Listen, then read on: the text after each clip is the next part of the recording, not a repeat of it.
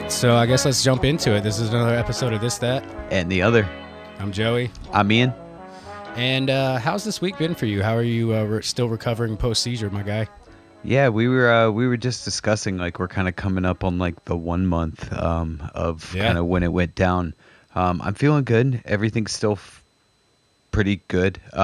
It's crazy that much time has already passed. 'Cause I know, like it just crazy? happened. That's what I'm saying. Like, even when Shannon said it today, I was like, I can't believe, like... Well, I guess that makes sense because, today's the 8th, and it happened the day before your birthday, right? That's another thing we didn't talk about on the last episode. It was literally the day before your birthday. No, day before our anniversary. Day before your anniversary. Yeah. And then your anniversary is the day before your birthday? My anniversary is 4 days before my birthday. 4 days, okay. Because I knew it was right around your birthday. Yeah. No. Oh, yeah, because your birthday was the day you got home from the hospital, right? Because me and Mark came and saw you on your birthday. I think it was the day after you got home? Day after, I think. Okay, yeah. That's crazy how that worked out. So you were in there for your 10-year anniversary, and then you just got out the day before your birthday, where you turned what, 38, 39? 39. 39, damn, dude, crazy. Yeah. But yeah, I mean, how are you feeling? Do you still have has there been any like weird feelings since then? Do you ever feel like out of it again, or are you just 100% now? No, I don't want to say I'm like 100%, but like I'd probably push it around like 80, 90 kind of thing. Okay. Yeah. I've been kind of like trying to chill on things that I know. Like, I don't drink as much coffee as I was before. I've been trying to chill on like caffeine and that kind of stuff. Like, if I drink a cup of coffee, then that's pretty much I try not to drink any caffeine. But I feel like I've been okay. I mean, everything's been fine. I don't want to say I've had moments or anything like that, but like if I'm ever feeling stressed or anything like that, I kind of just have to, like, as weird as it sounds and as stereotypical or whatever as it sounds, I kind of just literally just have to like stop and be like, okay, like we got to chill now. Like, yeah, it's literally one of those things they try to teach you when you're a kid, like count to 10, like relax, make like, yourself relax, remove yourself from the situation. Exactly. And then at the same time, I guess since you have this thing not weighing over you, but this thing that happened to you, I guess it kind of helps you realize what your stress triggers are in a way. Yeah. You know what I'm saying? Like, I guess when you can feel stress coming on, you can be like, man, this could be leading to something. Maybe this is what I need to keep out of my life. Like, even as simple as like, man, am I really getting this upset over a fucking video game or a pizza order or something like that? You know what I mean? Yeah. Yeah. That's what a lot of people have kind of been suggesting to me. A lot of people have been suggesting like, the whole like you need to make sure like it's not lights or sounds or like certain things. We grew up going to live concerts our entire life. Like I feel like if it was lights and sounds, this would have happened a long time ago. A long time ago, dude. Yeah. But I mean, and that's the thing is like I've kind of trying to figure out like kind of what it was, and like there's nothing. I honestly think it really was just a lack of sleep and drinking ungodly amounts of caffeine. Because I mean, guys like us, we are fueled by alcohol, caffeine, nicotine, and no sleep. Yeah. Like even when I was working in film, we'd be doing 12 to 16-hour days, and I've always lived far from wherever I worked. Even when shows were in the Metro Atlanta area, they just always seemed to be far from where I live. Like I never was closer than 45 minutes to a set or a stage or anything like that. So I'd get home, try to spend time with my kids, try to go to the gym, and then I'd have to get up by 4:45, 5 o'clock in the morning at the fucking latest to get there at 6 in the fucking morning. Sometimes running on 3 hours of sleep, and you got to do a full 16-hour day after that. And then even with kitchens, like we talked about with Major, there's been times where I've worked at bars where I get off at fucking 2 in the morning and I got to be back at 9. So like a good sleep routine just doesn't work. I mean, now I'm fortunate enough to have a career where I get all the fucking sleep in the world. I'm home with my kids, almost get to make my own schedule, but that's not how everybody goes. And for the majority of us and the listeners alike, like we don't get that luxury of 8 hours of sleep a night. You know what I mean? No. And I think like a lot of it too, kind of because I haven't been working as much recently. I think that's kind of played a part of like how I've been able to get so much sleep, like to be able to be like, oh yeah, I actually got pretty much 8 hours of sleep. But I also will say, unfortunately for guys like us too, a lot of times the lack of sleep is a choice, because there's been plenty of times where I've gotten off in the afternoon and had ample time to figure my shit out, do my chores, and go to bed on time. But instead, I stay up till 3 a.m. playing fucking Call of Duty or something. Oh yeah, I mean that's the sacrifice of playing video games. I feel like nowadays, because like nowadays, really the only time that we have to play video games now is like on your off days. At night. Either on your off days or like late at night, like and you can't just hop on for a little bit. I can't really do it until the kids go to bed, and the twins, even putting the twins down and making them go to sleep is a chore, because they're 3 and they're curious now. They're not tired anymore. They want to stay up. They're really fighting sleep hard, because it's one of those things like, well, what are my parents are doing? Why are they still awake? Why do they get to stay awake? Why is Carter still watching TV right now? Like, dude, like I put them to bed tonight, and Carter was still awake, and he wanted a popsicle, and we had a deal, because I didn't want the kids fighting over popsicles. I was like, all right, if you have one after the girls go down, it's all good, because they won't see it. Everything's straight. So he's eating a popsicle, watching TV, and Sasha just fucking comes out of the bed, and she's like, yo, why does he have a popsicle and we don't? And it became an issue in the house. She was like putting her fucking foot down. She's like, no, this isn't fair. She's like, what about us? And she kept looking at me. She's like, what about us? What about us? I was like, all right, fuck. So I had to give them one and make them go back to bed. So they were, they win. Fair is fair. That's hilarious. Yeah. So that's amazing. No, I get bullied by my kids like a motherfucker. I really do. And they're the only ones I'll let do it to you. You think you're all big and bad and tough, and then you have a fucking 3-year-old daughter staring you in the face saying, what about me? Where's my popsicle at fucking 9 o'clock at night, Where's motherfucker? My popsicle, Dad? Yeah. This isn't fair. Yeah. Hey, we were all there once. Yeah. I'm sure I said some real dumb shit to my mom at a young age. Like, well, the thing is, it wasn't even dumb. She proved a very valid point. She was like, what, you're trying to get one over on me? Like, is this how it works? Like, and you expect me to trust you when I get older, and you're fucking pulling shit behind my back? So she called me out. That's crazy. Damn. Yeah. Yeah, so on today's episode, we're going to do some fun stuff. We like lists. That's our shit. We like to know what people think the best of the best of. So today we're going to do multiple top 5 lists. We're going to kind of rapid fire this. I'm being more fun than Ian is, because I'm going into this blind. I didn't think about any of these topics beforehand. I wanted everything to come right off the top of my head, so whatever I said had to be true. Because I feel like if you instinctually initially spit something out, that's got to be what it is, Yeah. So since no, I made a list. Like, I totally went through and he always does that, because he can't. I was even texting him out the gym. I was like, all right, we're gonna go into this blind. I'm just gonna spit him out at you. And then he's like, all right, well, I'm gonna write lists. And I didn't feel like arguing at this point. I was like, all right, fine, whatever. He's just gonna write lists. It is what it is. But even so, like, I mean, me though. Like, so as we're going down this list, things that will probably you're gonna change your mind. Yeah, exactly. Like, I'll be like, oh shit. But I have a pretty good, whatever I ask you, you can ask me right back. So I guess fair is fair. So okay. I guess even while somebody's answering something, I still would have time to think about it. Like right now, top 5. What's your top 5 favorite movies? Okay. You're taking too long. No, I'm taking too long. All right. First off, okay. Ace Ventura: Pet Detective. Is that okay? Yeah, I knew you were gonna say that. Yeah, that was definitely one, because like that was the first movie I ever knew as a kid. Like, I memorized that shit from beginning to end. Now, is Jim Carrey your favorite comedic actor? Because you love Jim Carrey. Yeah, I would probably say so. And like more than Adam Sandler? I mean, there's certain movies with Adam. I mean, I guess it's the same thing with Jim Carrey, but like I like some of their, like, it's like their 80s and 90s and early 2000s stuff. Like, I like that stuff, but like, now, let me ask you this. Do you think that with the range that Jim Carrey has, do you think that he's a better actor than Adam Sandler because of the dramatic roles he's taken? Because even as simple as even as simple when you look at it as Truman Show. Truman Show is meant to be a comedy, but it's kind of like a psychological thriller in a way. Jesus it's fucked Christ. up. It's a fucked up movie. Then what's that other one? The number 23. Dude, 23. Okay, so like that was I wild. only ever saw that movie one time. I saw it when it came out. I rented it from Blockbuster. This was probably like 2007, 2008, somewhere around that time. And I watched it one time, and I was just like, this is just a really fucking weird movie. It's wild. I don't even remember it being good or bad. I just remember it being out there. But then there's crazy ones like Eternal Sunshine. Like, never seen Eternal Sunshine. Oh my god, I've never seen it, dude. And I okay, so that's the thing about me with movies. You know this very well.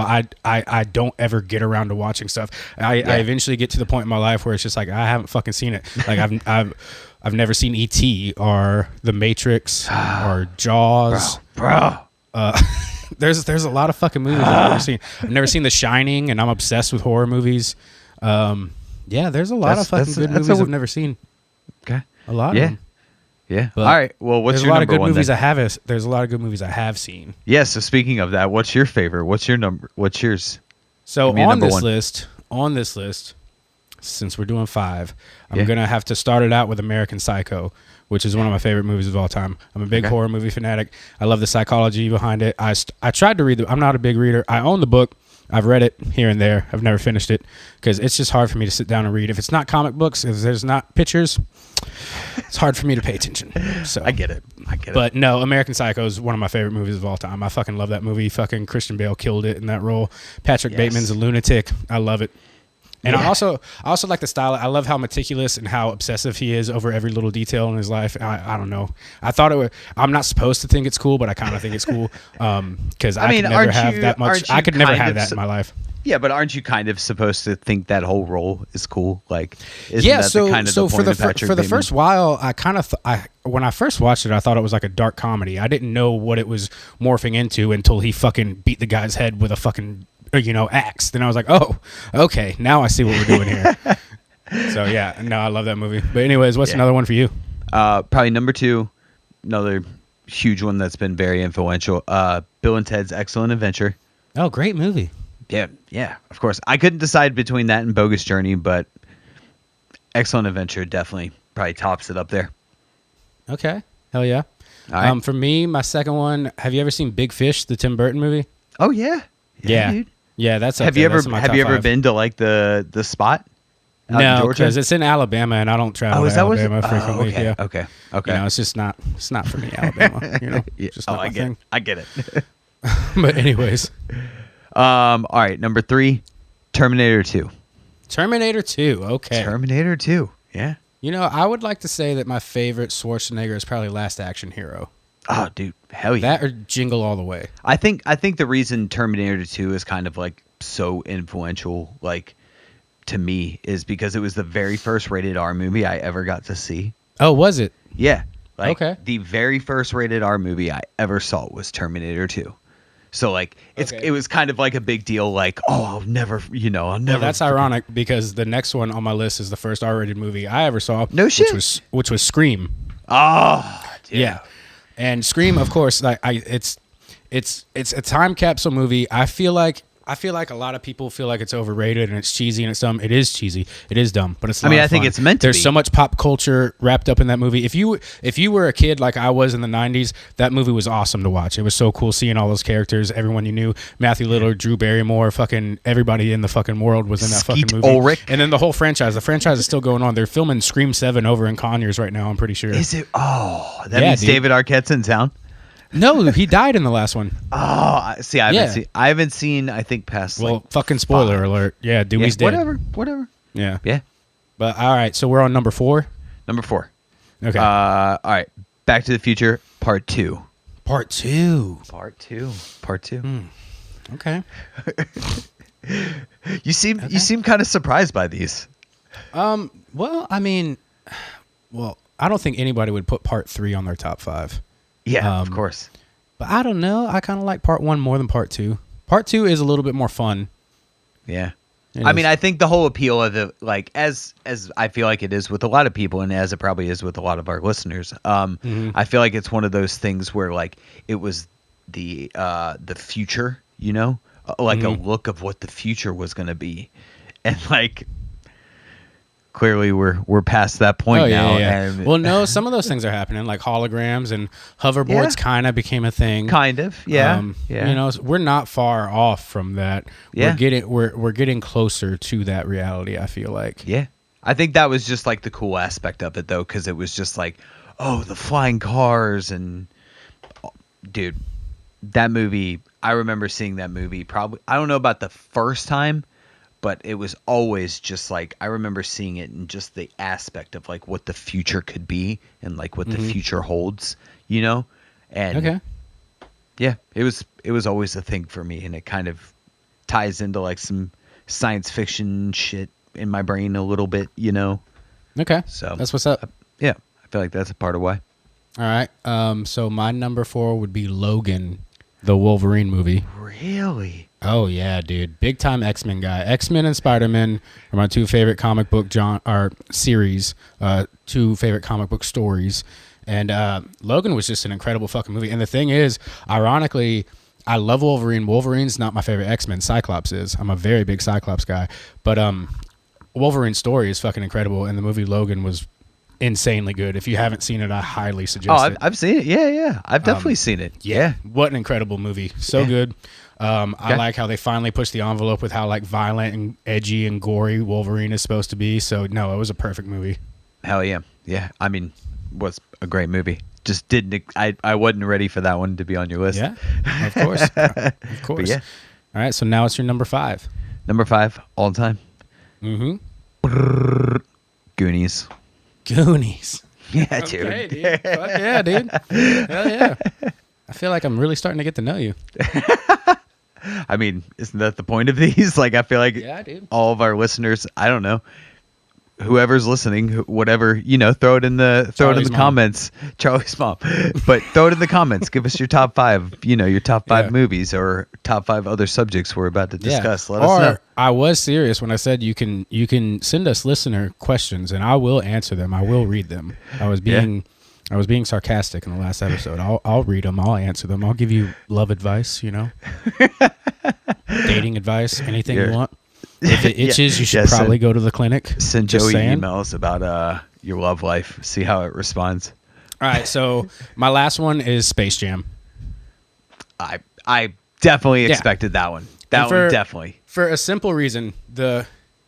It's Michael Jordan playing in a basketball team with the Looney Tunes as his teammates to play against the Monstars who stole their abilities from real-life NBA players, and he has to beat them in a basketball game to save the Looney Tunes from eternal stooge slavery at Moron Mountain. It doesn't get better than that. You name a better fucking plot for a movie than that. Dude, it's a great movie. It's a fucking amazing movie. You can't. Yeah. And people try to break me down for the end, but then I explain the plot to them. You tell me a better plot for a fucking movie. Dude, I remember. I think I remember seeing that movie in theaters. And I saw it in theaters twice. I don't know. I feel like I went and saw it with my mom probably, but like, dude, my mom took me to it twice. Hell yeah. Yeah, absolutely. But like, dude, incredible movie. Yeah. Incredible movie. It's the most 90s movie of the fucking 90s as well. Yeah. And I also, I went all out. Like, I had Space Jam curtains, bed sheets, sleeping bag, all the fucking action figures. My whole room was fucking Space Jam. Like, the stickers on the wall, fucking school binders, everything. Fucking obsessed with Space Jam. Yeah, I remember I had the action figures. I remember one, there was one, it was the blimp, I think is what it was. What do they arrive in? Like, what is it that they arrive in?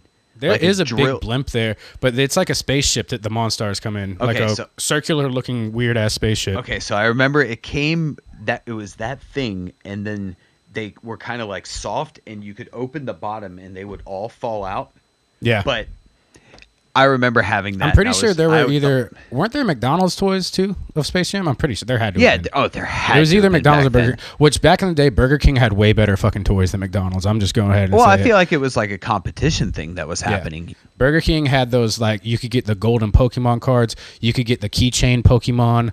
They had better fucking, their food tasted better. It still does. I much prefer Burger King over McDonald's to this day.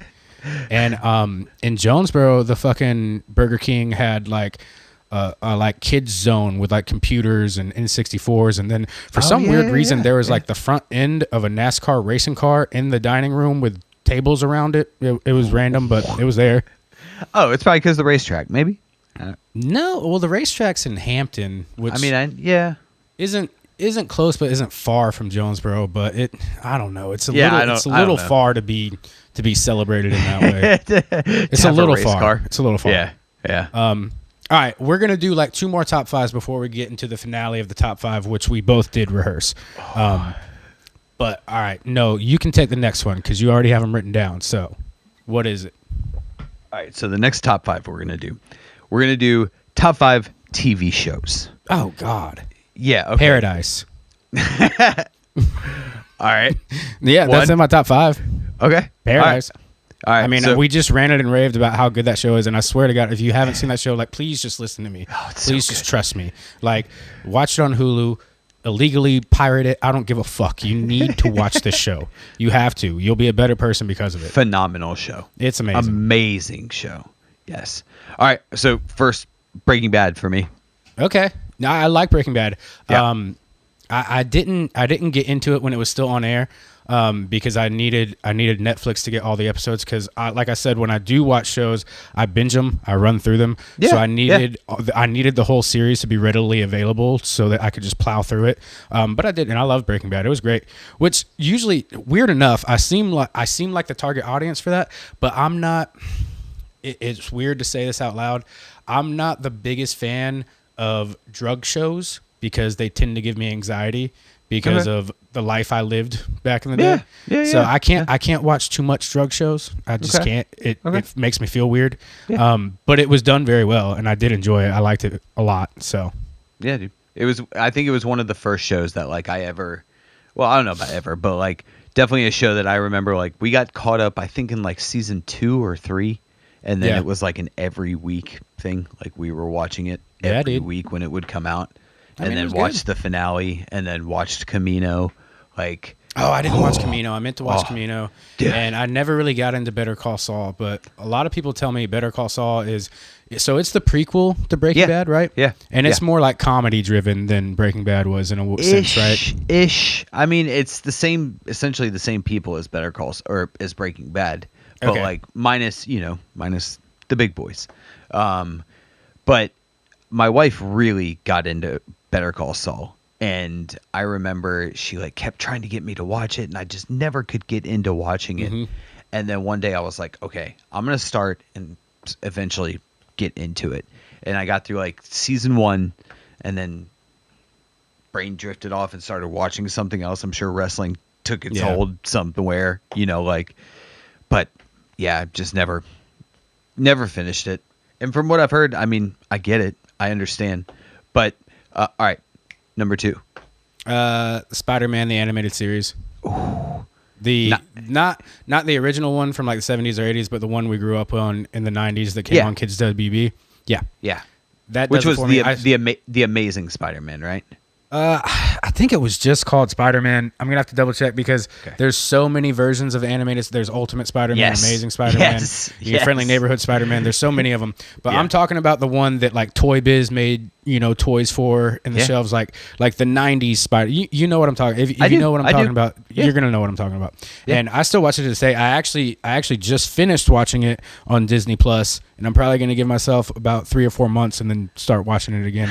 I fucking love that show. Like I wasn't kidding when I say like Spider-Man and X-Men. That's my shit.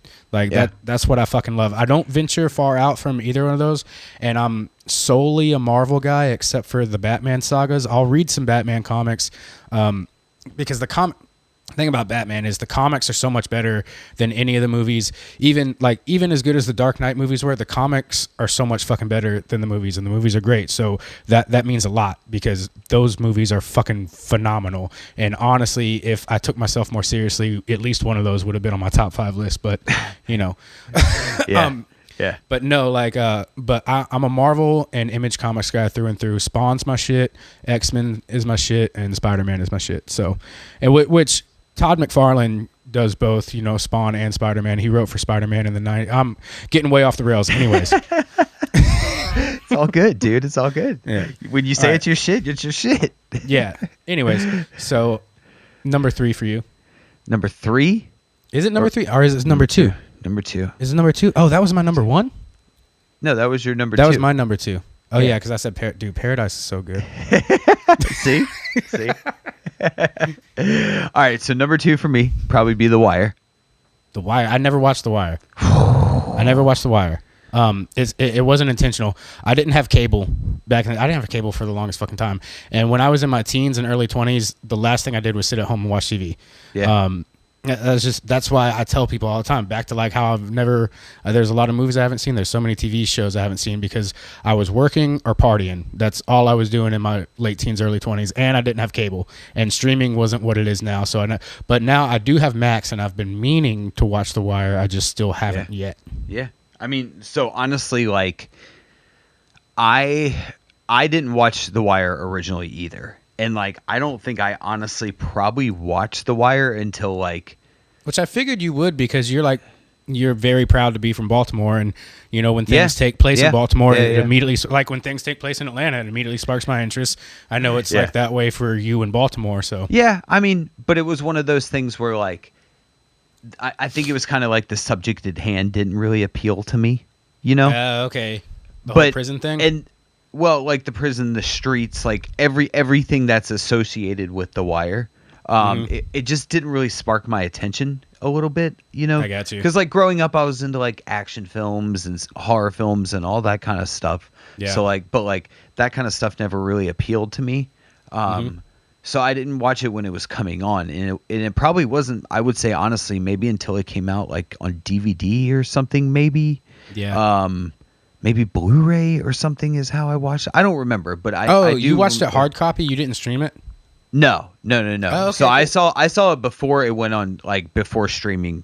I got you. Okay, cool.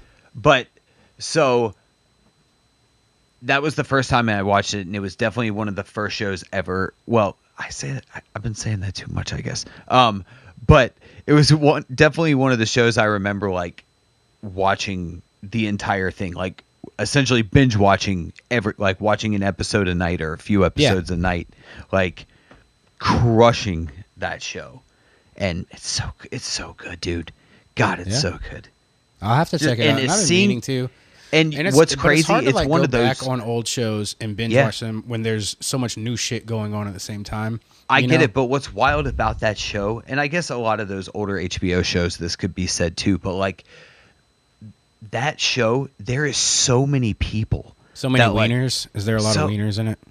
No, that's Oz that you're thinking of, probably. Oh, shit. Yes. That is Oz I'm thinking of. As soon as you said that, that's why I was like, this fool's thinking of Oz. Because I remember there being a lot of wieners in the show, so it must have been Oz, which I've never seen that either. Oz was the prison show. I think I've watched up until like season 3 so The Wire is about snitches. Is that why it's called The Wire? Well, The Wire is about like the entire like kind of drug pandemic that hit the inner city of Baltimore. Yeah, okay. For some reason, I thought it dealt with everybody prison, but Oz is prison. Okay. So there's a little aspect of that in the show, but not nearly to the effect of Oz. But Oz, I watched like the first 2 seasons of Oz. It's funny that I mentioned wieners and you knew that I was talking about some other show, though. Well, you're a wiener because aficionado. Immediately.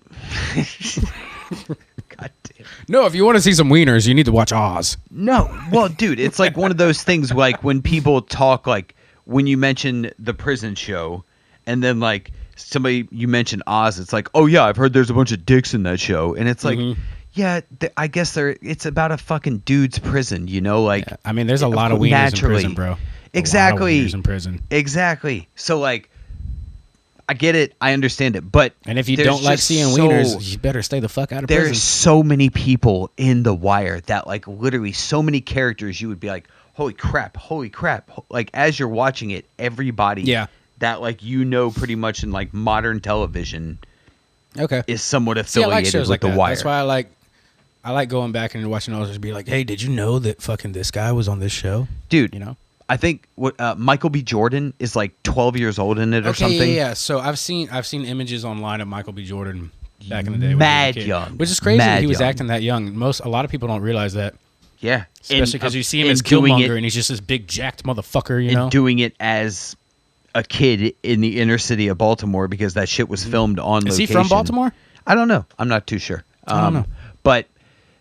Regardless, every player and everybody involved in that show is absolutely, it's incredible. It's an incredible show, and to see how all these people got their start, whether they're still on HBO shows or fucking Michael B. Jordan is Killmonger, like it's crazy to see all these people that were involved in this show. But all right, next. I don't know if I'm allowed to Number say this 3. or not because I'm gonna get shit when I say this, but it's fucking true. Monday Night Football. I mean, okay. I'm sorry, it's one of my favorite shows. You know, I love football. I can't wait for football season. Monday Night Football is usually exciting, but then you got Sunday morning football, you got Thursday night football, you got Saturday football for the college. Yeah, but I always make sure I never miss Monday Night Football, so that's why Monday Night Football stands out on the list, and it's probably the most popular title for football. But I can't mention TV without mentioning sports, and I wish that I could say that I still got to watch the Braves on the TBS Superstation, but I fucking don't. So because of that, I like watch Monday Night Football. I get it. There you go. Okay. And it doesn't matter who's playing. I kind of like the games where the Falcons aren't playing, so I can be impartial and just enjoy good football. Because when the Falcons are playing, I just have a panic attack for 3 hours.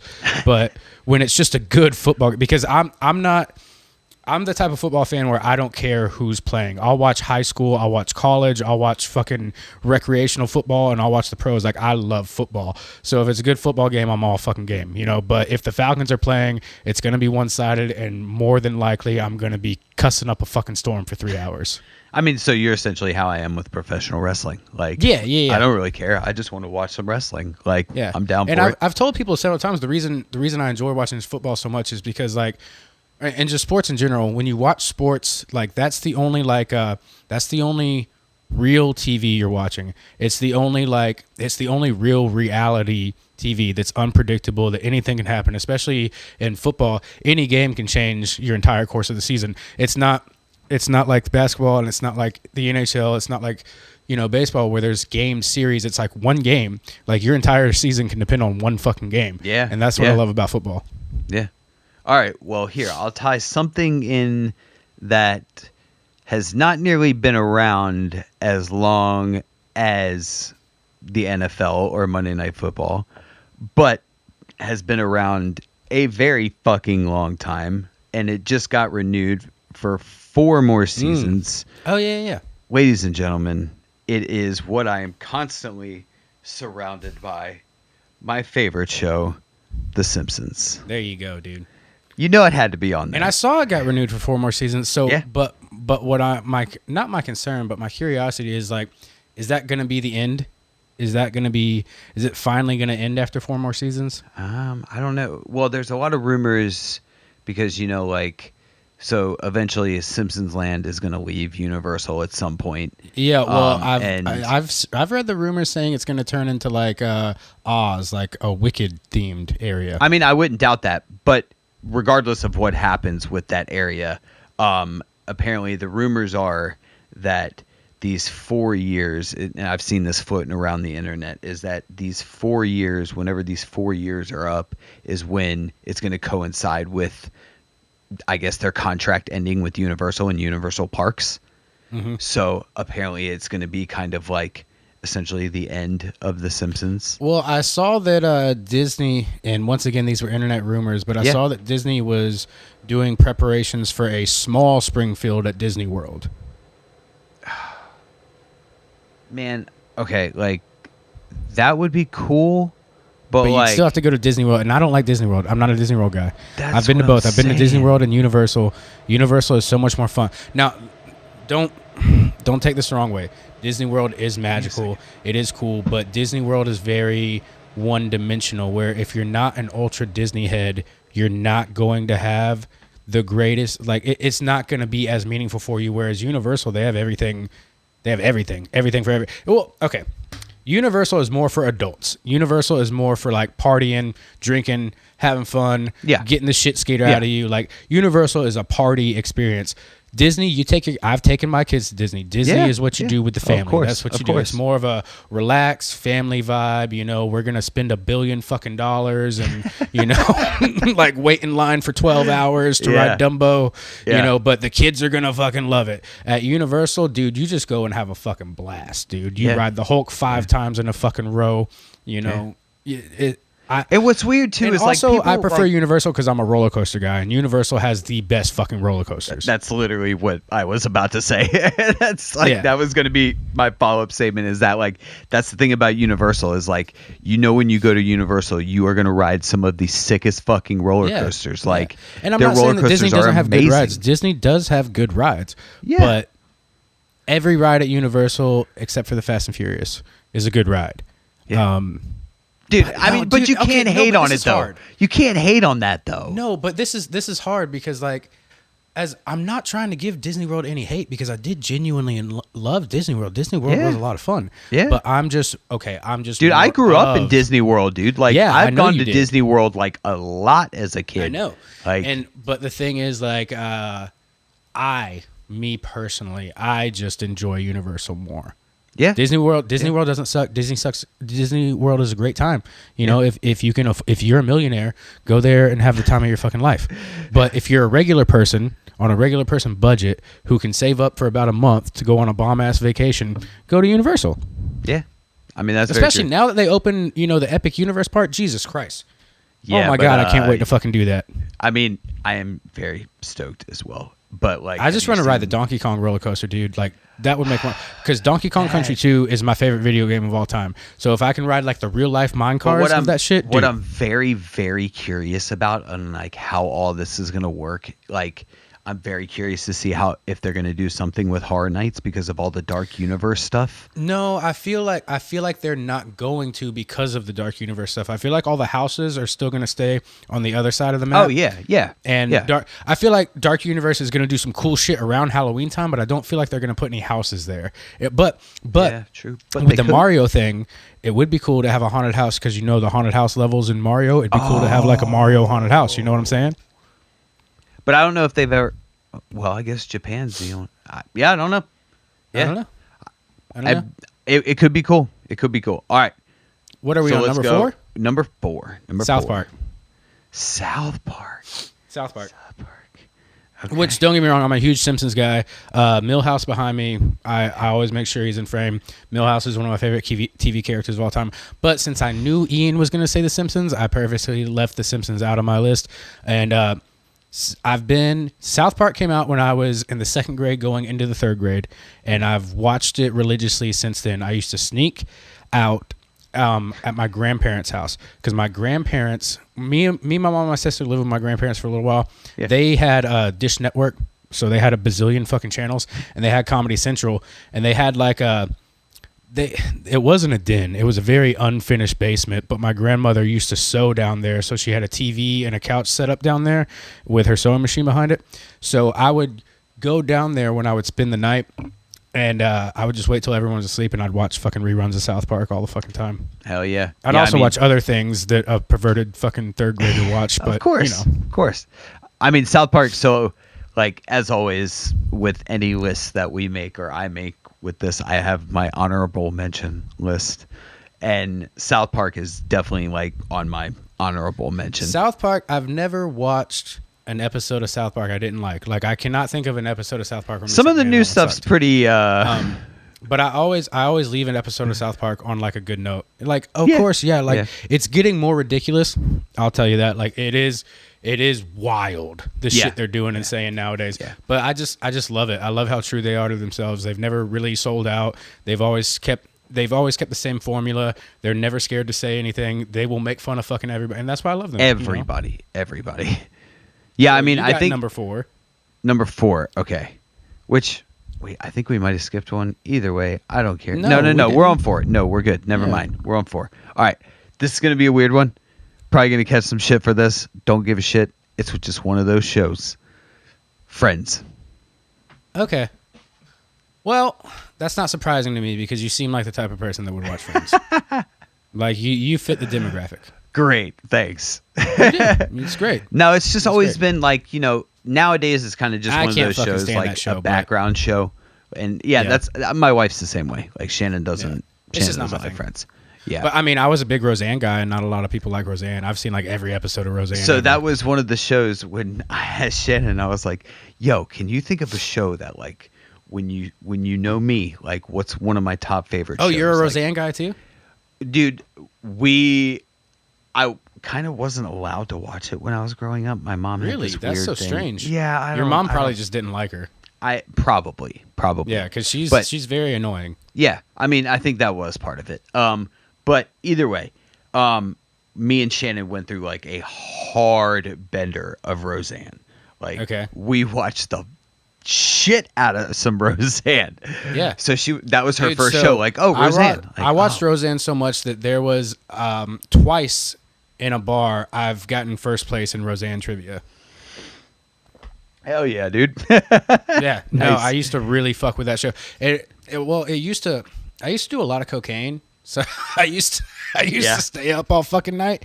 And Roseanne, I don't remember what channel. I think it was Nick at Night, but they would just play like 10 episodes of Roseanne in a row. And then if you had West Coast channels, you could just switch to the West Coast when that was done and watch them all the fuck over again.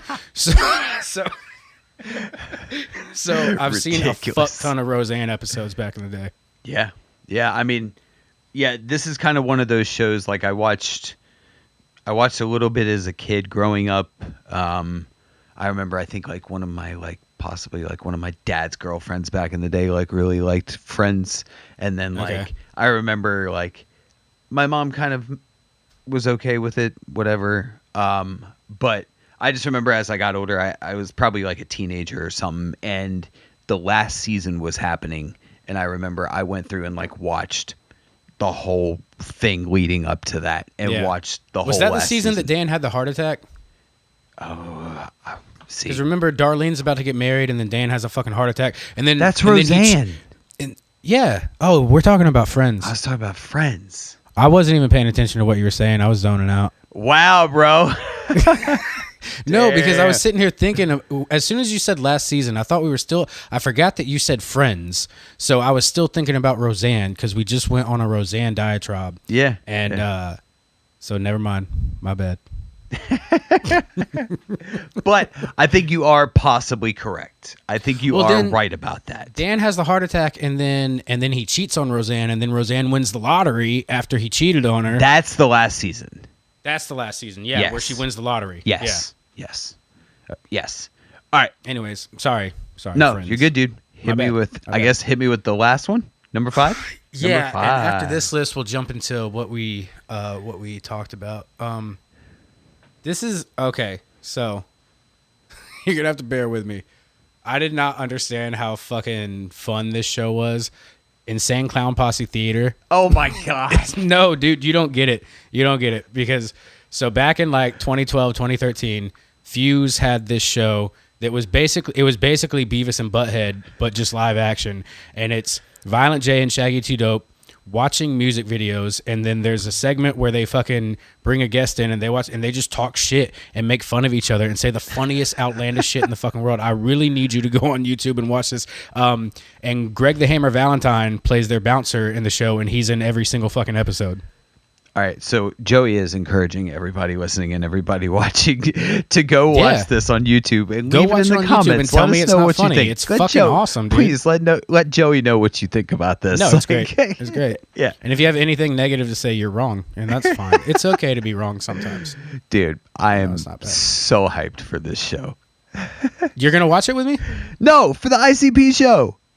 Oh no, but you need to watch the show. Like I'm gonna next time I come over to your house, I'm gonna make you watch it. So you're not gonna have a choice. Oh my god. Okay. I'm bigger than you, motherfucker. I'll pin you down. I'll just put on wrestling video games and you won't.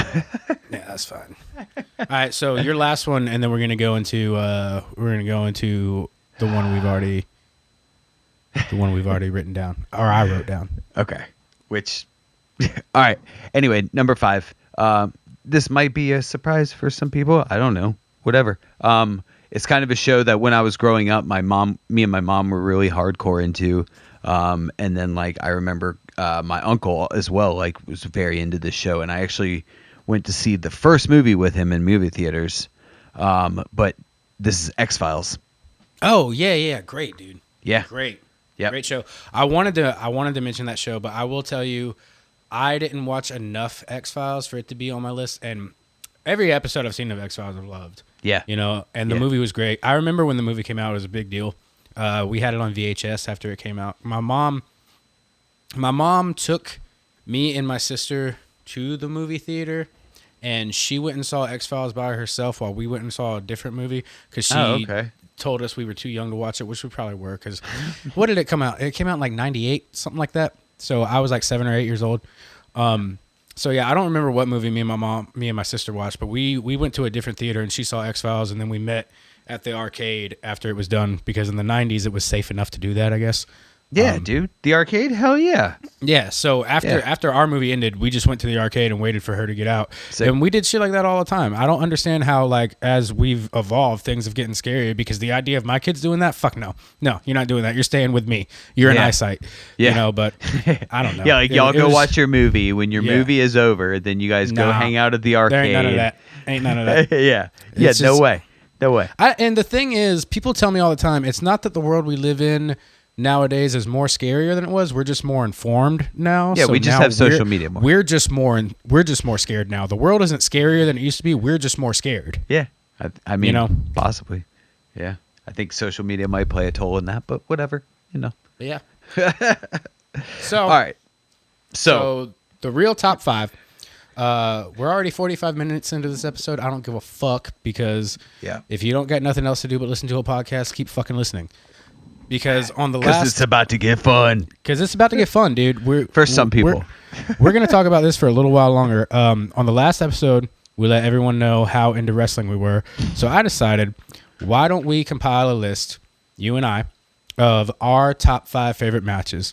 And we'll go back and forth. I'm going to let you start. But these are... When I think of the most important matches that I saw... I couldn't write them all down. It would have been like a top 50 list because there's very special matches that I left out purposefully because I didn't think that they were just because they were spectacular and they were a ooh and ah show. I don't consider them great matches. So this is what I consider my top 5 matches, if that makes any sense. Okay. So I'm going to let you start though.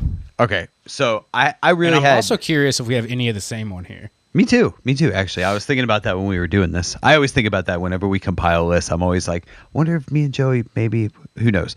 But, so I really had to think back because there's a lot that I missed. Like even with some of my favorite wrestlers, there's a lot that I missed. I will tell you, my list is actually very old school because the most impactful wrestling matches for me happened when I was younger. And I'm not saying none of these new matches, like, dude, the Randy Orton, Seth Rollins WrestleMania match I wanted to put on there, but I felt like there were more matches. And that was an incredible fucking match. That was one of the best fucking RKOs I ever saw. So where he went for the curb stomp and then he launched him and did the RKO. Yeah, that's one of the best. But it's not on my list, and that doesn't mean I don't think it's a great match. It's just because these are the 5 matches that did it for me. As I talked about how I always build honorable mention lists. Oh, it's on your? That match is on my honorable mention list. Yeah, and that's what I'm saying, dude. When I was thinking about this top 5, I was like, what are the top 5 greatest matches to me that like set in stone that I'm a wrestling fan for me? And that's what I'm saying. Like I could go on in the, early 2000s, 2010s and where we are now and think of great matches and I'll give them their flowers, but these are my top 5, Yeah, absolutely. I mean, I think a lot of it had to do like I think this list definitely took me longer to try and think of than like, the movies and the shows that we've talked about because I actually had to like go back and really think because there's not only just pay-per-views, but like, Raw's War back in the day and all the like the individual things that happened. And I guess it kind of sucks because a lot of my stuff was pay-per-view matches. And I still to this day, like PLEs nowadays are my shit. Like and I feel like you're supposed to have your greatest matches on pay-per-views, but some of the greatest matches aren't. Like I sent it to you a couple of weeks ago. There's a match with Bret Hart versus the 1-2-3 Kid that was just on an episode of Raw, and it's one of the best matches ever. It's fucking phenomenal. Yeah. So every now and then you'll see a gym on TV, but I feel like you should save the superstar shit for pay-per-views. But I mean, look at WCW in the 90s. They would have title changes on, on a Monday night Nitro, Yeah, but even so nowadays, dude, there's some matches that happen on Raw and SmackDown nowadays that like it's literally like it blows me out of the water. Like it is fucking insane. Like it's crazy. So building this list, a lot I would say actually all of them are pay-per-view events, like are things that happened during pay-per-views or whatever. And I hate it, but these are the matches that man. Let's get into it. Well, I know. I'm just saying. Well, I don't hate it because they are my favorite matches. So why the shit? Why should I fucking hate it? I love it. I love it. Okay. All right. So first one, I'm going to start it out because these actually, I think pretty much all of the people associated with. Now, I will say I didn't put them in like, oh, this is number one. I just did top 5. I didn't. Well, I put a list, but I knew I was going to rearrange and stuff like I talked about, So, all right. And actually, before we point this out, I just want everybody to know I'm the Intercontinental Champion. That's right. All right. Anyway, so number one, I'm going to say WrestleMania 17 because so I actually, weirdly, as I was building this list, as I made this list, I realized I have 2 things from WrestleMania 17. Okay, so interesting. WrestleMania 17 was a big one for me. It was 99, so it was that like kind of that vibe going on in wrestling, Yeah. So, all right, WrestleMania 17, first one, Rock versus Stone Cold. Yeah. Okay. That was definitely like, I remember watching this WrestleMania, and it was definitely one because like Stone Cold coming back and The Rock coming back, like both of these people, like, Rock was kind of starting to get into his Hollywood thing, and Stone Cold was like coming and going. Because that's around the time that like Scorpion King came out, right? Yeah. It was around then. So like it was the time, like these 2 dudes that were so freaking influential a few years ago, like they were coming and going, like they still had their thing going on, but like there was a little more to it than just that, So that's why of all the matches that happened with them, I feel like this one was a little more like, we're maybe not necessarily, yes, we are The Rock and Stone Cold. We are the biggest thing pretty much ever to happen to WWE. Like, but it was kind of cool because they had kind of teeter-tottered back and forth a little bit, not like going full time like they were, to where like you really got to see kind of them as like their form of them was coming in to life, Yeah. So, very big match. So, I'll say that was first match. Okay. Number 2. Or, I'm sorry, number 2. Oh. Number 1 for you. So, for me, he wasn't on... It was so hard for him not to put me on my Mount Rushmore. So hard for me not to put him on my Mount Rushmore, should I say. Put you on your Mount Rushmore, dude? I'm the Statue of Liberty, motherfucker. I'm way more important. Stupid. But no, so Razor Ramon, one of the greatest wrestlers of all time, hands down, fucking amazing. But WrestleMania 10, Razor Ramon versus Shawn Michaels in a ladder match for the Intercontinental Championship, fucking amazing. This is honestly the match that put ladder matches on the map and made them what they are, and kind of modeled. Everybody who did a ladder match after that kind of modeled it after that.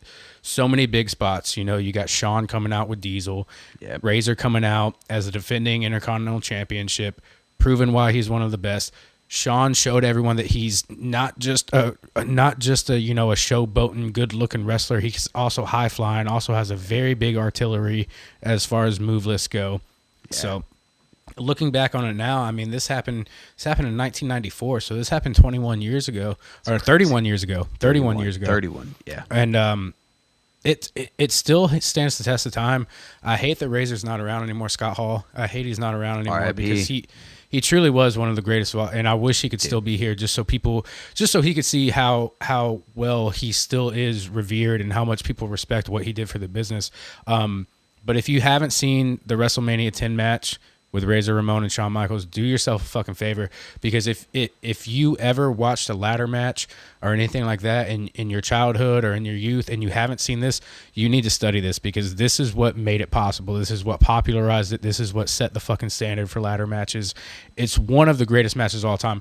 In all honesty, even though I'm glad the match they picked is the first one to be inducted, this one's happening within the next. It might be the next one inducted because it's really that good. It's that monumental. It's that important to the business that this match fucking happened on the stage that it happened on and gave it that much exposure.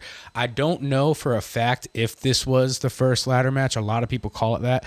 I don't know because there could have been other organizations, other territories that did it before then. Yeah. But on this big of a stage, people had never seen this type of shit before. It was fucking phenomenal. It's still phenomenal to this day. The emotion and the storytelling they put into it, like, seriously, watch it. It stood the test. Like, 31-year-old match, still good. If it happened tomorrow, it would be one of the best matches of all time.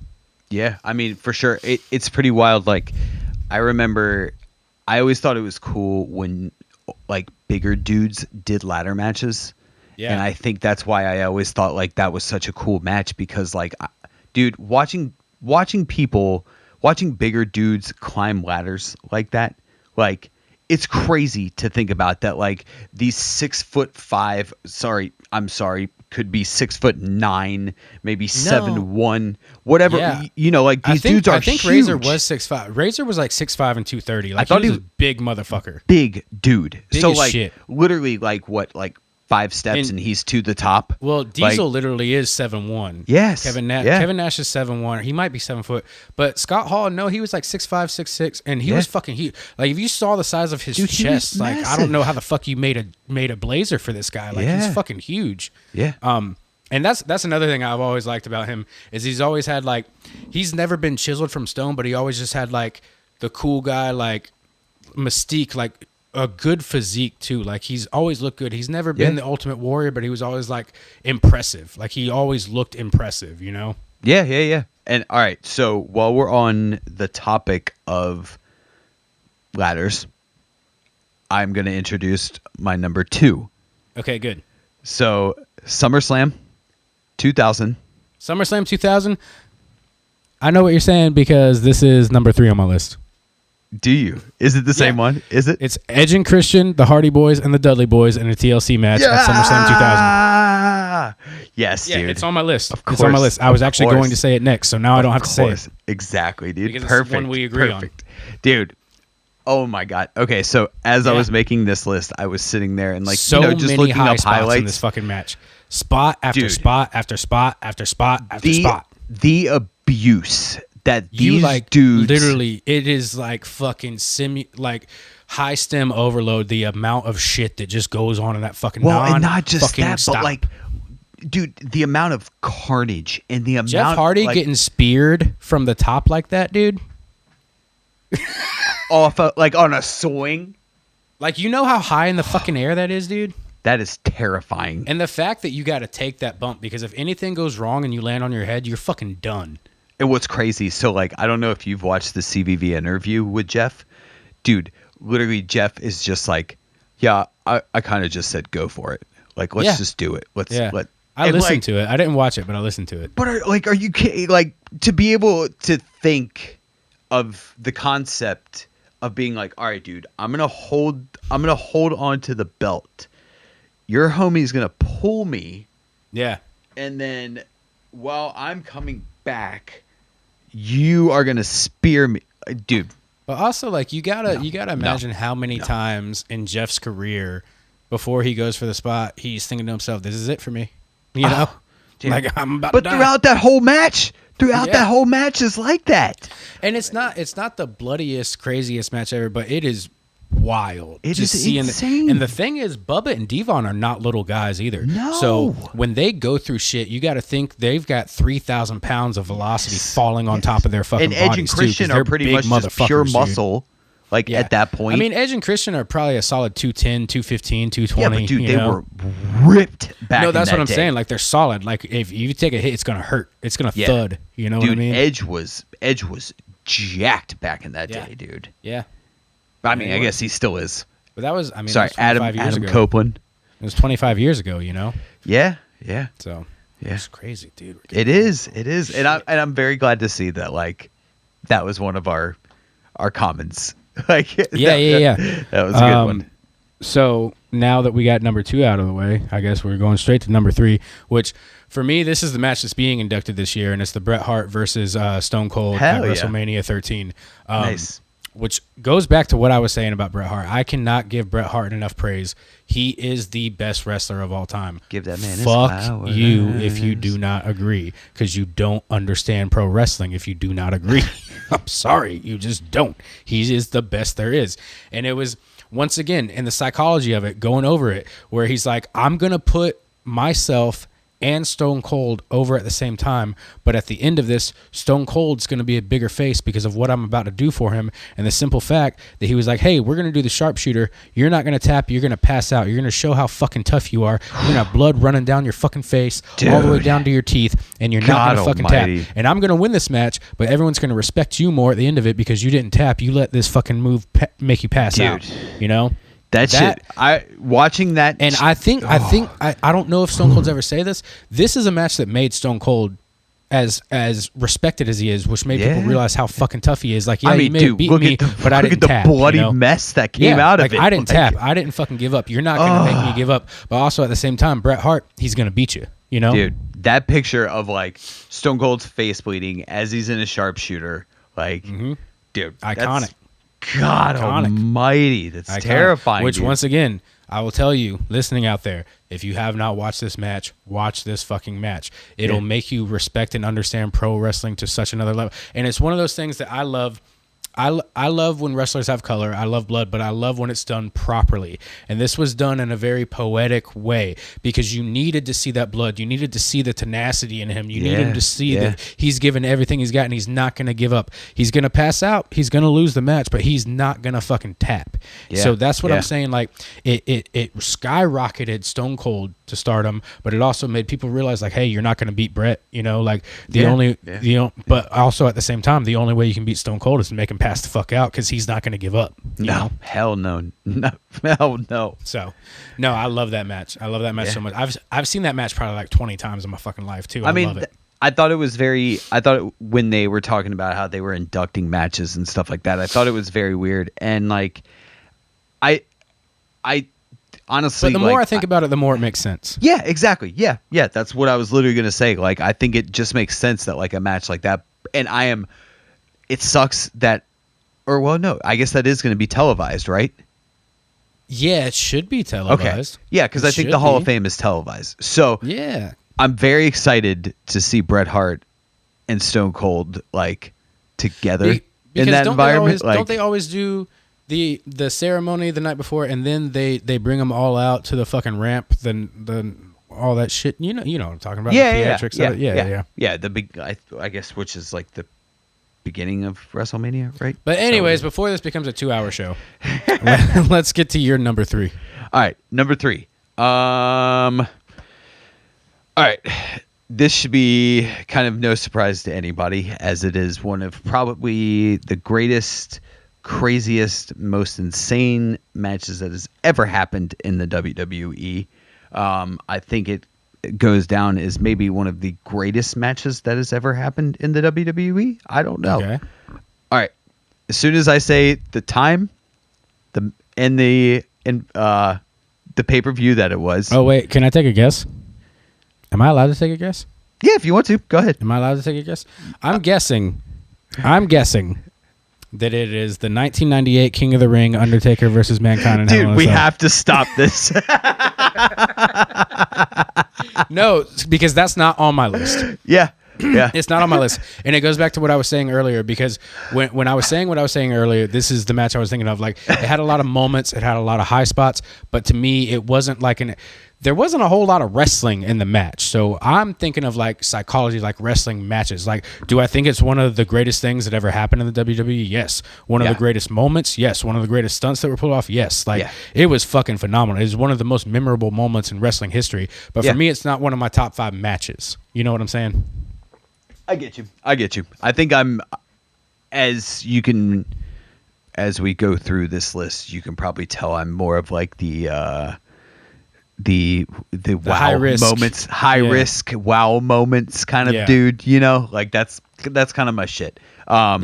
And there's nothing wrong with that, and it's great. And I mean, the matches you were bringing up, they're great fucking matches. Yeah, absolutely. They are. Like Undertaker versus Mankind Hell in a Cell is one of the most memorable things in my childhood. Yeah. One of the most memorable things him getting that ever thrown off the fucking me. tooth, like all these, like everything. And also, I wanted to point out, so on Peacock, on the WWE Network part of Peacock, there's a Mankind documentary that's like 2.5 hours long.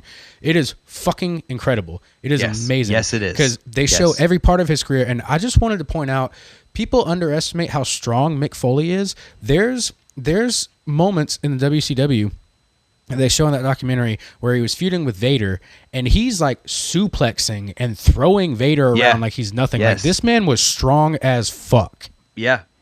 Yeah, I mean, I remember, and you might remember these as well. Do you remember when Mick Foley and Dwayne "The Rock" Johnson wrote their first book? Like their first book? Yeah. Okay, well, so Mick actually wrote his. The Rock had somebody else write his. Yes. So either way, whatever. I read both of those books. I don't read a lot of books. I'm not. I didn't read The Rock's book. I read Mick's book, but I didn't read The Rock's book. So I read both of those, and Mick Foley's book, dude, I just remember like every bit of Mick Foley's past and all of that stuff and all of the things and the stories that he told in this book.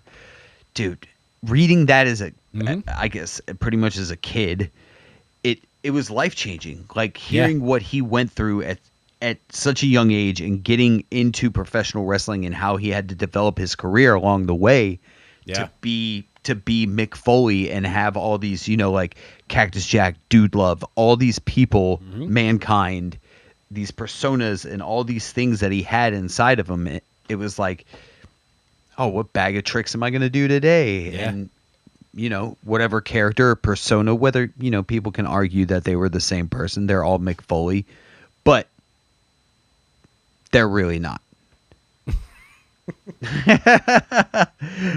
Mick Foley truly is one of the greatest wrestlers of all time. Oh yeah. Absolutely. Fucking stunning, dude. A lot of people. So that's it's not the problem that I have, and I don't want to call it the problem I have, but a lot of people have not taken the time to go back and watch the WCW era, the ECW era, when it wasn't all ooh and ah, when he was just like actually and showing people how fucking strong he was. Like that's what I took away from the documentary. I couldn't believe how fucking like Cactus powerful. Jack days, like dude. Those No, days. it's just like the barbed wire bat matches and all that kind of stuff. I know I've already mentioned it, but the simple fact that I watched him suplex Vader like Vader was a cruiserweight. Yeah. And Vader is a 430-pound man. Massive. And Mick Foley is just suplexing multiple times, suplexing him onto the ramp, everything, like actually wrestling with him and throwing him around. So like it kind of bothered me that WWE never played into like, let's show off how fucking strong he is. Let's make him do power moves to the Undertaker. Let's make him do power. Like he probably could have body slammed Big show how strong. Like from that documentary, seeing how strong he was against Vader. Vader was no fucking bitch, dude. Yeah. He was not. Yeah. He was a legitimate tough guy, and he was heavy as shit. I mean, he played in the NFL and he played college at Colorado. Like he was a big bulky fucking dude. Like every bit of like 430 fucking pounds, and this dude is suplexing him like he's nothing. Well, yeah, I mean that's why I really liked the feud that The Rock and Mankind had. Like that was a really fun feud, even though it's way after the time you're talking about and stuff like that. But this is kind of what I remember. Like The Rock, because both of those dudes kind of back in their day like were very good technical wrestlers when they wanted to be. Like when they're not going for the big oohs and ah moments and like doing insane like what was the Rock and Mankind famous, like what was it, like street the I Quit match or the I Quit match, like that was absolutely fucking insane. But like just like their Raw fights or their SmackDown fights or those kind of fights that weren't like pay-per-view events, like dude, some of those matches were really solid. Like watching them actually like wrestle and not just let's just get the biggest, baddest moments that we can possibly have. Yeah. Like pay-per-view things, like you were saying, like how they have those moments. Like, dude, Mankind. Well, moving on. Yep, next. Number 4 for me is Rey Mysterio Jr. versus Eddie Guerrero at Halloween Havoc 1997. The stipulations of this were if Ray lost, he lost his mask. So the whole thing, like Eddie's trying to rip his fucking and damn near rips the entire fucking mask off. And I think at the end, I've seen multiple matches with him, so I hope I'm not, for conversation's sake, hope I'm not getting this confused. But I think Ray ends up winning with like a simple summer flip into a fucking pin. But no, it was incredible, and like it goes down to this day. People call it a 5-star match. It's legendary. It's all over T-shirts. It's on jackets. People have immortalized this match. Oh yeah, it's going to end up in the Hall of Fame one day. And when you think about incredible technical wrestling, it can't go without saying Eddie Guerrero was at the top of the fucking list. He was amazing. Oh, dude, Eddie Guerrero and Rey Mysterio, like in their like, and not to say that Rey Mysterio isn't still in his prime or whatever. Like he's not. He's not. Dude, Rey Mysterio is still phenomenal. Okay. But yes, he still is, but he's not in his prime anymore, and that's completely okay to say. You know. Well, either way, I'm still going to give this man his flowers because this dude, as you should, dude, Rey Mysterio and Eddie Guerrero both, like these motherfuckers as a tag team when they were together or even separate matches going against each other. Some of those matches, like if some of those matches don't ever get inducted to the WWE, like the Hall of Fame. Which I feel like they will. They will. They have to. You remember what a really fun era of Ray was when he did take off his mask and him and Conan were like the filthy animals and they were like rapping together and shit like that. Yes, wearing all the camo and shit, you know? Yep. Yeah, that was a really fun time. Yeah, WCW days, dude. WCW was just wild. Remember Damn they had Bischoff. Do you remember when so the Filthy Animals were like homies with the No Limit Soldiers, and the No Limit Soldiers were taking on Kurt Hennig's crew, the West Texas Rednecks. Do you remember that? Yes. And Kurt Hennig came out with that Rap is Crap song, and like him and Master P were fucking wrestling each other. Holy crap, what the fuck? Oh my God. Yeah. I completely, dude, some of the stuff until you said that had like vacated my brain. Oh, no, and as dude, soon as you said it, it just was like. Yeah, dude, I don't forget, man. Dude, that stuff was amazing. Yeah, that stuff was it wasn't. amazing. It's terrible, but it's awesome. No way, dude. You know, it's a good showcase of like. It's a time capsule. You know? Yeah. It is. Yes. It there is. you go. Yeah. But what's crazy is that fashion's starting to come back, and I'm for it, dude. I'm all for it. Yeah. Same. But you're number 4. All right, number 4. Sorry, I quit smoking cigarettes, but now I just vape constantly. It's fucking stupid. Oh, whatever, dude. I do the same.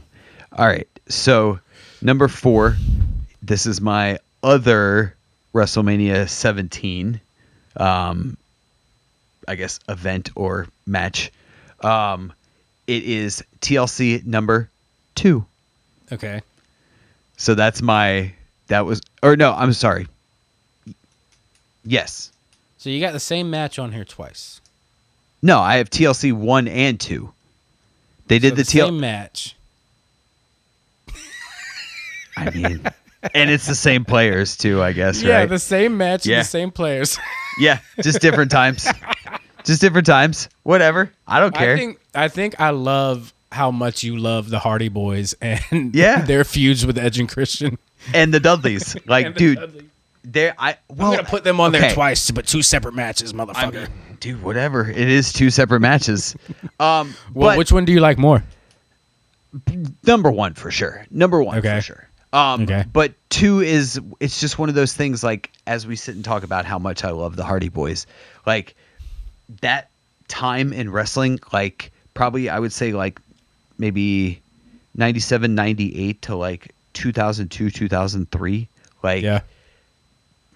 Dude, the Hardy Boys were fucking everywhere, and they weren't exactly the best dudes on the mics back then.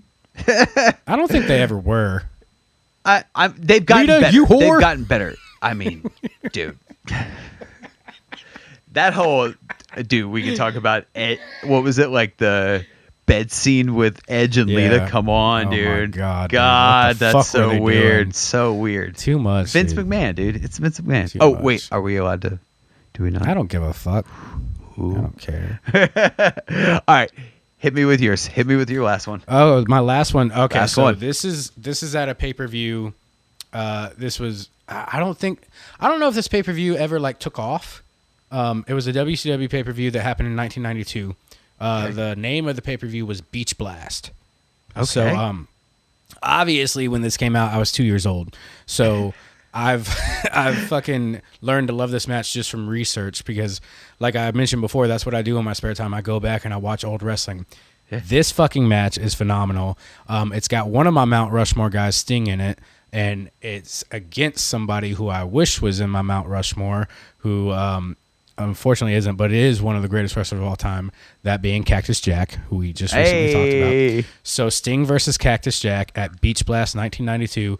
What was so great about this is Sting was the icon. Sting was at the top, and you had Cactus Jack coming in, and they obviously have two very, not conflicting, but very different wrestling styles. Yeah. And I learned from the Mankind documentary and from watching this match that Sting was like, all right, we'll do this your way. Like what it did was it showed everybody the legitimate tough guy Sting is. It brought out his bad side. Like, I can hang on to this too. I can do shit in the concrete. I can do shit off the ramp. I can put my body through shit. And then Cactus Jack was with him every step of the way too. So seeing Sting kind of outside of his element and like understanding that, hey, he can hang with this. He can do any style of wrestling you throw at him, and he can still be good at it. You know, he didn't miss any spots. He didn't botch anything. And Cactus really did hold the pace of the match. You can tell that Cactus was the one kind of calling the shots, but Sting was right there with it, and it was tenacious. It was amazing. There's also a match from 1992 with Vader and Sting that is just as phenomenal. Vader and Sting had a great fucking feud back in the 90s. Yeah. So did Vader and Cactus. I mean, so did Sting and Cactus Jack. Sting and Cactus Jack is a very under the radar for guys of our age who didn't grow up at that time watching wrestling. It's a very under the radar feud, but it's very good. Sting and Cactus Jack had amazing matches, but this match at Beach Blast 1992. Like we said before, WCW is available for free on YouTube, so you can look this match up, and it'll kind of blow you away. It's kind of like, oh shit, like seeing Sting wrestle in this element of wrestling is fucking awesome, and it's not something you would regularly see with him. So for that reason, it's my number 5. It's on my top 5 list. Hell yeah. All right, so I'm gonna close it out, I guess. Yep. Close it out. Number 5. This is definitely no surprise to anybody, probably. I put this on here because it's essentially what got me back into wrestling. Like, it was the event that I was looking forward to when I got back into wrestling. And it kind of, we were talking about like the theatrics. Like, I love the theatrics. I love that part of the show. You know what I'm saying? Yeah. And I think this was the tie-in of everything. It was what everything led up to. It is what everything needed to happen to become how the WWE is going nowadays. And I guess you could say, as everyone liked to say, and as he said, to put it in quotes, he had to finish his story. Oh, there you go. Yeah. So my last one, WrestleMania 40, Cody Rhodes versus Roman Reigns. Okay, where he finally finished the story. Where he had to finish the story. And see, that's when I tell you like the theatrics of it and all the things that led up to it, because it was so many years building and all of the stuff that went into it and all of the players that were involved. I mean, like, I know this year is probably going to be even grander and even bigger, as they always do. Yeah. But it was pretty insane. Like that point, like, like The Rock, Undertaker, Cena. But I feel like they kind of set it up. They kind of set it up in a way where like you kind of knew it was going to happen. Like, I don't think anybody doubted that it was going to happen. I didn't expect the Undertaker. No, I didn't expect that either. But I fully expected Cody to win the match, is what I was getting at. Yeah, but they still pulled it off in a great way. Like, even though I expected it to happen, it was still done perfectly. God, it was done so good. Oh, I think, is it getting your bedtime, bud? Oh, dude, that's the part of this whole new lifestyle that I live. That your boy goes to sleep a little earlier now. Yeah, so 1 a.m. No, hell no, dude. No. That's what it is right now. I mean, I know it is. I haven't been trying to look at the time, but that's what I figured it was. Whatever. Yeah. But yeah, so that was my 5th, because like I've told everybody, and as I continually talk about in this show, like Cody Rhodes is essentially what got me back into wrestling again. Yeah. So having that moment and having everything that accumulated just, and my boy took home the title, dude. Hell yeah, bud. Took home the big belt. All right. Well, I guess it's time to call that an episode, bud. That's it. That was a lot of fun, man. That was good. Tired. That was good. Yeah. Same. I'm tired though. But I don't know if I'll go to bed though. I'll probably think about going to bed and then I won't do it. All right. Yeah. Well, I'm going to a Braves game tomorrow night, so I'm pretty excited about that. Yeah, that'd be sick. That'd be cool. Anyways, well, let's go over it. Let's tell everyone how they can find us. All right, everybody. You know, you can find us on Instagram at TTATO Podcast ATL. Again, that's TTATO Podcast ATL on Instagram. We're on YouTube. Make sure you search This, That, and the Other with Joey and Ian. Again, that's This, That, and the Other with Joey and Ian. Thank you everybody for listening. As I tell you guys, and we tell you guys every week, thank you so much for taking time out of your day or your week or however you do it, for listening to us, for watching us. We appreciate it, and we'll see you next time. Hell yeah, dude. We can play some Skate 3 if you want. Oh, okay. Yeah, dog.